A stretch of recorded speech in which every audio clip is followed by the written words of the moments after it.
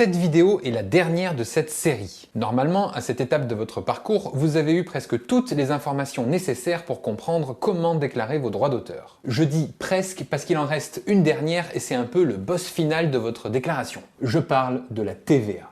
Je ne vous cache pas que c'est un sujet un peu complexe, mais on va essayer ici de le rendre le plus clair possible.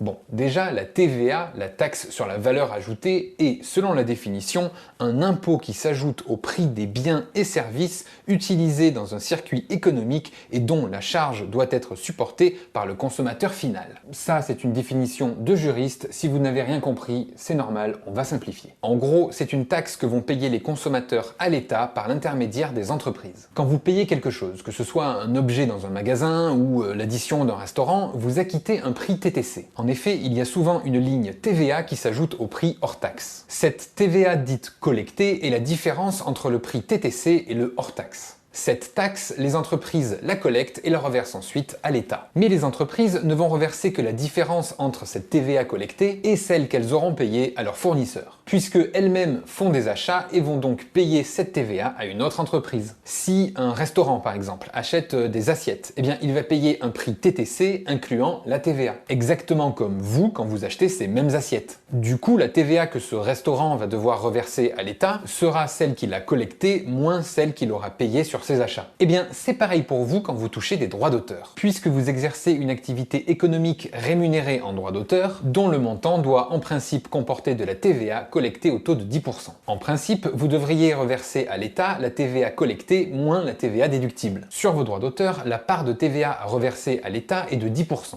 Mais vous avez le droit de déduire toute la TVA que vous avez supportée en achetant des biens ou des services à un fournisseur. C'est ce qu'on appelle la TVA déductible. Donc, pour résumer, la TVA que vous devez rendre à l'État est la TVA que vous avez collectée, moins celle que vous avez payée lorsque vous avez acheté des produits ou des services en lien avec votre activité professionnelle. Pour ça, vous devriez en principe émettre des factures, faire des déclarations de TVA, tenir une comptabilité, etc., etc.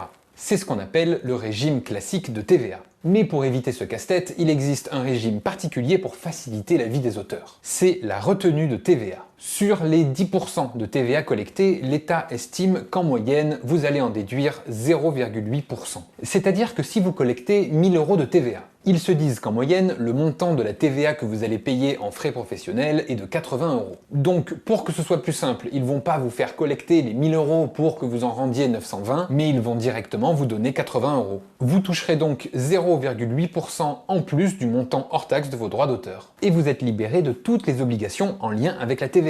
Bon, ça, c'est la version simplifiée. Si on voulait être précis, c'est en réalité votre débiteur, c'est-à-dire le tiers qui vous paye vos droits d'auteur, qui va se substituer à vous et s'occuper de payer votre TVA. Bah oui, parce que si sur le papier vous touchez 0,8% de la TVA, il va falloir quand même reverser le reste, les 9,2% à l'État. Et c'est ce tiers qui va s'en charger pour vous. Et justement, la condition pour être au régime de retenue de TVA, c'est d'avoir un tiers qui reverse vos droits d'auteur, pas vous directement. Et là encore, il n'y a que 3 catégories de tiers qui pratiqueront la retenue de TVA. Les éditeurs d'œuvres littéraires et musicales, les producteurs de phonogrammes, c'est-à-dire d'œuvres musicales et d'œuvres cinéma et audiovisuelles, et enfin les sociétés de gestion collective de droits d'auteur. Par contre, avec ce régime de retenue de TVA, vous perdez le droit de déduire la TVA réelle que vous avez payée sur vos achats. Si vous ne faites aucune démarche, ce régime de retenue de TVA s'applique d'office quand vous touchez des droits d'auteur payés par des éditeurs, des producteurs ou des sociétés d'auteurs. Ce régime s'applique quel que soit le montant des droits payés par ces 3 catégories de débiteurs. Donc le choix entre ces 2 régimes, le classique ou la retenue de TVA, peut être important pour vous. Tout dépend du montant de vos dépenses soumises à la TVA en lien avec votre activité. Petite précision, il n'y a pas de corrélation entre votre régime TVA et votre régime d'imposition à l'impôt sur le revenu. Par exemple, vous pouvez être au régime classique de la TVA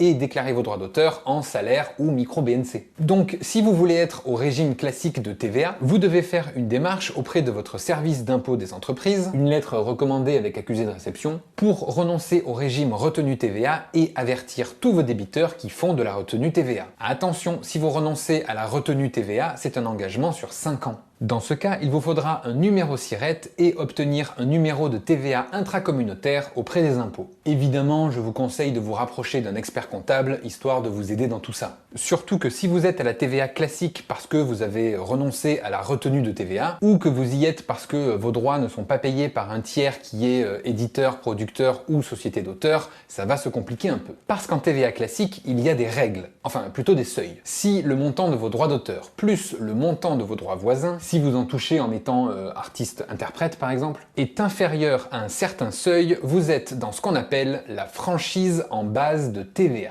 Je ne peux pas vous donner les seuils parce qu'ils sont un peu complexes à calculer. Pour ça, je vous renvoie vers cette fiche où tout est expliqué et surtout mis à jour. Voilà qui marque la fin de cette vidéo et par la même occasion la fin de cette série de vidéos. Normalement, avec toutes ces vidéos et les fiches complémentaires, peu importe votre situation, vous avez tous les outils pour bien déclarer vos droits d'auteur. Toutes les vidéos ainsi que les fiches sont à retrouver sur le site mesdroitsdauteur.com. Maintenant, à vous de jouer et surtout, à vous de déclarer.